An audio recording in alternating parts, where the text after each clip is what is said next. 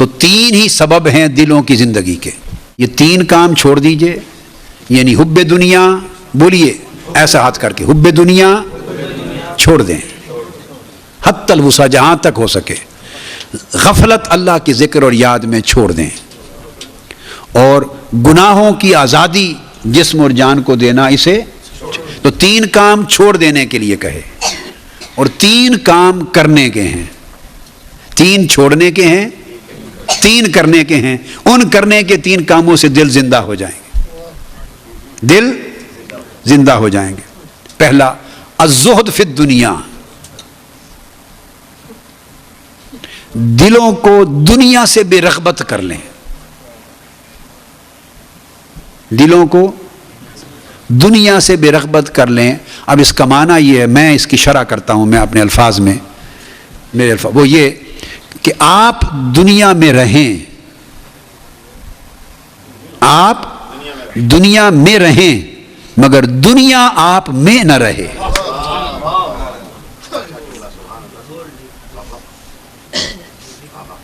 آپ دنیا میں رہیں، فرائض ادا کرنے ہیں، ذمہ داریاں ادا کرنی ہیں، دین اور شریعت کے احکام، عبادات بھی، معاملات بھی، اور سارے اللہ رسول کی سنت کے مطابق دنیا میں رہیں، فرائض ادا کریں. آپ دنیا میں رہیں مگر دنیا آپ میں نہ رہے. Don't let the world and worldly gains to live in your heart. اگر اس کی اور وضاحت اپنے ایک اور جملے سے کرتا ہوں، اپنے ایک اور جملے سے، آپ دنیا سے نہ نکلیں. In other way I would like to say، آپ خود دنیا سے don't leave the world، don't get out the world، don't leave the world. دنیا کو نہ چھوڑیں، آپ دنیا سے نہ نکلیں مگر دنیا آپ کے دل سے نکل جائے. The world should leave your heart.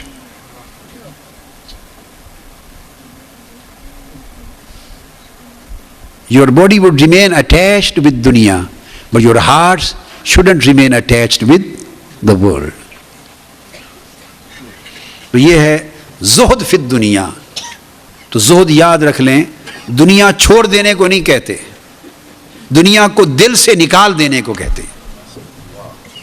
دنیا کو دل سے نکال دینا، یہ ہے کام، یہ کرنے کا ہے.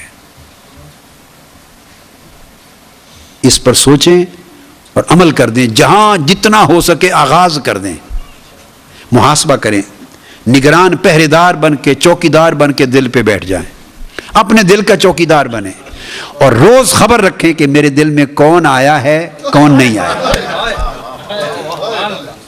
Become a security guard of your heart. A security guard of your heart. And arm yourself and keep standing on the door of your heart and watch who is entering your heart and who is going out of your heart. Keep watching. Security guard بن کے رہیں تاکہ زہد. اور دوسرا جو یہ اس سے تو دنیا سے دلوں کی بے رغبتی جتنی بڑھتی جائے، باطن کا دنیا سے لا تعلق ہونا جتنا بڑھتا جائے، دل زندہ ہوتا جاتا ہے. دوسرا الاشتغال بذکر اللہ، کثرت سے اللہ کا ذکر کریں، اللہ کی یاد کریں. پنجگانہ نماز کی پابندی کے بعد نفل جتنے ہو سکے نوافل کے ذریعے یاد کریں، تلاوت قرآن کے ذریعے یاد کریں، استغفار کے ذریعے یاد کریں، درود پاک کے ذریعے یاد کریں، اللہ کے دیگر اذکار کے ذریعے یاد کریں، تقوی، پرہیزگاری اور دھیان کے ذریعے یاد کریں، گیان کے ذریعے یاد کریں، نروان کے ذریعے یاد کریں، عرفان کے ذریعے یاد کریں، اس کی محبت کے ذریعے یاد کریں، صدقہ اور خیرات کے ذریعے یاد کریں، نیک اعمال کے ذریعے، لوگوں کے ساتھ بھلائی اللہ کی خاطر کرتے ہوئے جو عمل کریں اللہ کی یاد کے ساتھ کریں کہ اللہ اس سے راضی ہوگا، اور جو چھوڑیں اللہ کو دیکھ کر چھوڑیں کہ اللہ اس سے ناراض ہوتا ہے. تو کثرت سے اللہ کا ذکر کریں، زبان کو، دل کو، جسم کو ذکر میں لگائے رکھیں. ویلی نہ بو کچھ کر دی رو، خالی بانڈا بھر دی رو. اکیلی نہ بیٹھ، کچھ نہ کچھ keep on doing some thing. یہ جو ایمٹی ہے سارا پکچر، اس کو بھرتی رہے، ایک ایک قطرہ، ایک ایک ڈراپ آف ذکر آف آلمائٹی اللہ بھر دو. دو طریقے. اور تیسرا صحبت الاولیاء، صحبت الصالحین. یہ آپ کو پتے کی بات گارنٹیڈ باتیں بتا دی. اللہ والوں کی صحبت میں بیٹھا کرو. اللہ والوں کی صحبت جسمانی نصیب ہو وہ بھی غنیمت ہے، نہ ہو تو ذہنی اور قلبی تعلق بھی صحبت دے دیتا ہے. قلبی اور ذہنی تعلق بھی صحبت دیتا ہے. جسم کسی کی مجلس میں ہو اور روح اور دماغ نہ ہو تو وہ صحبت نہیں ہے. جسم دور ہو اور روح اور دماغ اسی کے ساتھ جڑا ہوا یہ صحبت ہے. ہم سب آقا علیہ السلام کی صحبت میں ہیں اگر ہمارا دھیان آقا علیہ السلام کی طرف ہے صلی اللہ علیہ وسلم. آپ سمجھ گئے نا بات؟ فرمایا انا جلیس من ذاکرنی، اللہ پاک نے جو مجھے یاد کرتا ہے میں اسے اپنی صحبت میں بٹھاتا ہوں. اللہ پاک نے فرمایا جو مجھے یاد کرتا ہے میں اس کا ہم نشین ہوں، ہم جلیس ہوں، ہم مجلس ہوں. حالانکہ ہم اس کو دیکھتے نہیں، دیکھے بغیر جب ہم اس کے ہم نشین اس کی صحبت میں ہوتے ہیں تو اس لیے اللہ والوں کو بھی اگر نہیں دیکھا مگر دھیان اور دل ان کے ساتھ رہے تو صحبت میں رہے. مگر وہ ہیں کون؟ جن کی صحبت اولیاء اور صالحین، جن کی صحبت سے دل زندہ ہوتا ہے. حضور علیہ الصلوۃ والسلام سے پوچھا گیا یا رسول اللہ صلی اللہ علیہ وسلم، آقا علیہ السلام نے فرمایا تمہیں میں بتا نہ دوں کون ہیں وہ اچھے لوگ جن کی صحبت اختیار کیا کرو اور جن کی صحبت تم اپناؤ تو فائدہ نفع ہوگا، دل زندہ ہوتے ہیں. خیر الجلساء کون ہے؟ اچھے جلیس کون ہے؟ تو آقا علیہ السلام نے فرمایا خیارکم الذین اذا رؤوا ذکر اللہ. صحبت کی پہچان کرنی ہو کہ ہر بندہ دعوے دار ہے اللہ والا ہے، اللہ والا سے کم تو دنیا میں ہے ہی کوئی نہیں. صرف اللہ نہیں بنتا، یہ بھی اس کی مجبوری ہے. اللہ تو باقی تو ہر بندہ ہی اللہ والا ہے، ہر بندہ اس تلاش میں ہے ملے. تو کس طرح انسان پہچانے؟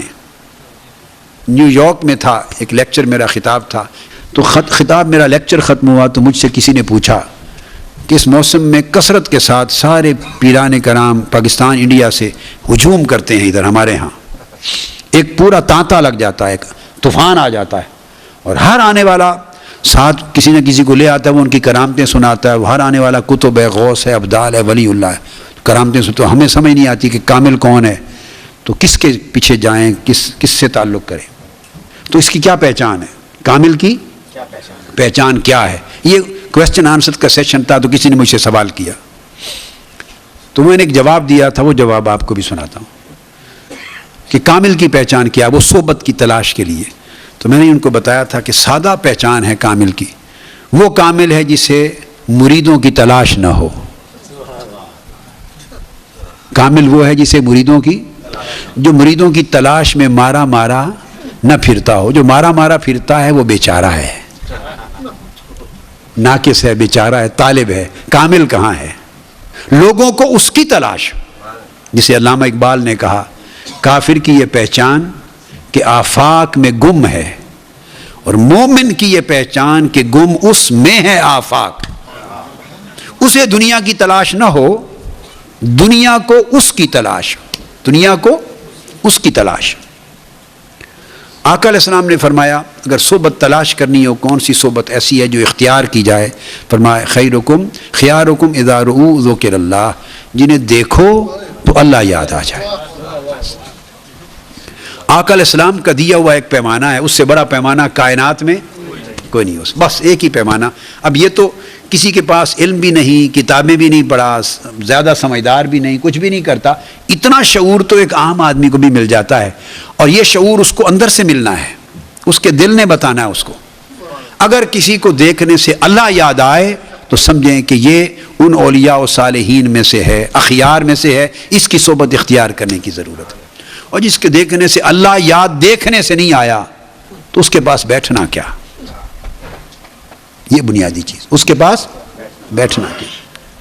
اور آقا علیہ السلام نے دوسرے مقام پر آپ سے پوچھا گیا یا رسول اللہ خیر الجلساء، اچھے جلیس کون ہیں؟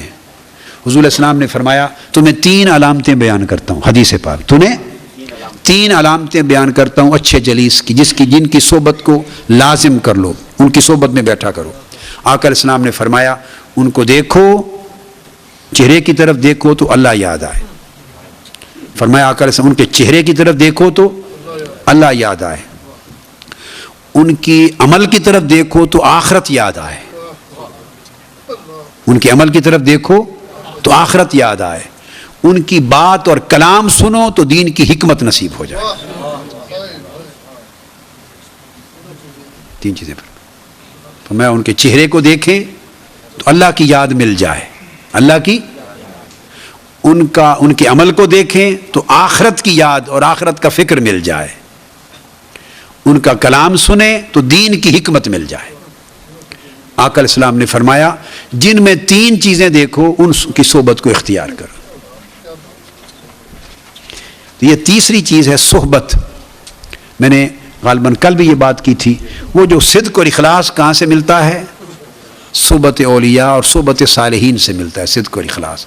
تو دل زندہ ہوتے ہیں ایک زہد فی الدنیا، دلوں کے بے رغبت ہونے سے، دنیا سے بے رغبتی سے، اللہ کے ذکر کی کثرت سے، اولیاء اور صالحین کی صحبت سے. صحبت حسی جسمانی ہو غنیمت ہے، نہیں تو آج کے دور میں جو مصروف دنیا ہے، صحبت قلبی ہو، صحبت ذہنی ہو، آپ کی صحبت دھیان کی صحبت ہو، انسان لگا رہے.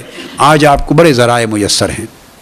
کتابوں کو اولیاء، ائمہ، محدثین، تابعین، تبع تابعین، بار کے ائمہ کہتے تھے جب وہ کتاب پڑھتے، کتاب جس کی، تو اس کتاب کو اس بزرگ کی صحبت سمجھ کے پڑھتے تھے.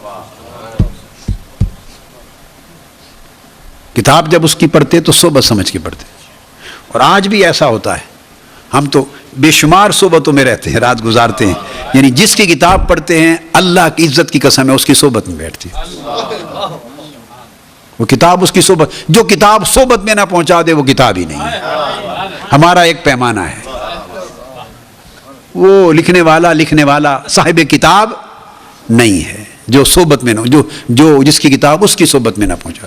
تو آقا علیہ السلام کی حدیث کی کتاب جو پڑھتے تو حضور علیہ السلام کی بارگاہ میں آپ کی صحبت میں پہنچ جاتے، اور جب قرآن پڑھتے ہیں تو اللہ کی صحبت میں پہنچ جاتے ہیں لوگ. اللہ پاک کے بندوں کا یہ حال تھا، یہ حال ہوتا ہے. تو تین چیزیں تھیں جو دل کو زندہ کرتی ہیں. اور آخری بات، اگر دل زندہ ہو تو دل مردہ ہو جائے تو چونکہ فکر لاحق ہوتی ہے نا، دل مردہ ہے تاکہ انسان اس کو زندہ کرنے کی فکر کرے. پہلے بیان کیا اس کے اسباب، اب بیان کرتے